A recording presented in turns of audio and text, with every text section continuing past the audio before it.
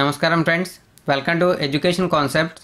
Friends, మనకి చూసుకుంటే APPSC అంటే ఆంధ్రప్రదేశ్ పబ్లిక్ సర్వీస్ కమిషన్, మనకి Andhra Pradesh public service commission official వెబ్సైట్లో వెబ్నెట్ రూపంలో ఒక అప్డేట్ అయితే రావడం జరిగింది. ఆ అప్డేట్ చూసుకున్నట్లయితే ఏదైతే మనకి ఇప్పటివరకు నోటిఫికేషన్లు విడుదలయ్యాయో అందులో మనకి general studies and mental ability ఉన్నాయి. దీనికి సంబంధించి ఎగ్జామ్ అనేది ఏ మీడియంలో అంటే ఇంగ్లీష్ మీడియంలో జరుగుతుందా తెలుగు మీడియంలో జరుగుతుందని చెప్పి ఒక అప్డేట్ అయితే రావడం జరిగింది. ఇప్పుడు ఏదైతే మనకి నోటిఫికేషన్స్ రిలీజ్ అయ్యాయో అందులో జనరల్ స్టడీస్ అండ్ మెంటల్ ఎబిలిటీకి సంబంధించిన క్వశ్చన్ పేపరు ఇంగ్లీష్ మీడియంలో జరుగుతుందని చెప్పి కొన్ని పోస్టులకు సంబంధించిన డీటెయిల్స్ తెలియజేశారు. అందులో వాటి వివరాలు చూద్దాం. మనకి ఇందులో చూసుకుంటే మొత్తం 14 కేటగిరీలకు సంబంధించిన నోటిఫికేషన్ పోస్టులు అయితే ఉన్నాయి. అవి చూసుకుంటే మనకి అసిస్టెంట్ ఎగ్జిక్యూటివ్ ఇంజనీరింగ్కి సంబంధించి దీనికి సంబంధించి general studies and mental ability అనేది ఇంగ్లీష్లో జరుగుతుంది. మిగిలిన పోస్టులకు సంబంధించి కూడా ఇంగ్లీష్లోనే జరుగుతుంది. జనరల్ స్టడీస్ అండ్ మెంటల్ ఎబిలిటీకి సంబంధించిన క్వశ్చన్ పేపరు ఆల్రెడీ మనకి అసిస్టెంట్ ఎగ్జిక్యూటివ్ ఇంజనీరింగ్కి సంబంధించి ఎగ్జామ్ అయితే కంప్లీట్ అయిపోయింది.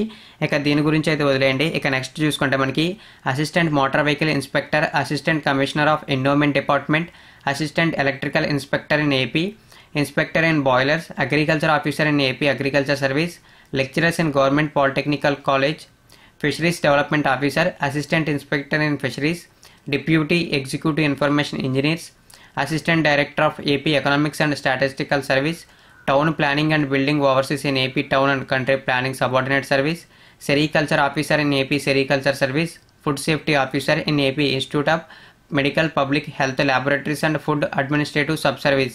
ఇప్పుడు నేను ఏవైతే 14 పోస్టులకు సంబంధించిన డీటెయిల్స్ తెలియజేశానో అంటే 14 పోస్టుల వివరాలు తెలియజేశానో వీటన్నిటికీ సంబంధించి general studies and mental ability అనేది ఎగ్జామ్ పేపర్లో ఇంగ్లీష్ మీడియంలో అయితే ఉంటుంది. అదైతే మీరు గుర్తుంచుకోండి. మొత్తం చూసుకుంటే మనకి 14 పోస్టులు అయితే ఉన్నాయి. ఇందులో మనకి అసిస్టెంట్ ఎగ్జిక్యూటివ్ ఇంజనీరింగ్కి సంబంధించి ఆల్రెడీ ఎగ్జామ్ అయితే కంప్లీట్ అయిపోయింది.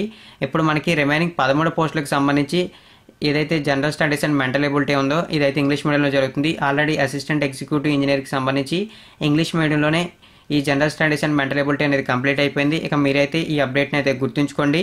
అదేవిధంగా దీనికి అనుగుణంగా అయితే మీరు ప్రిపేర్ అవ్వండి.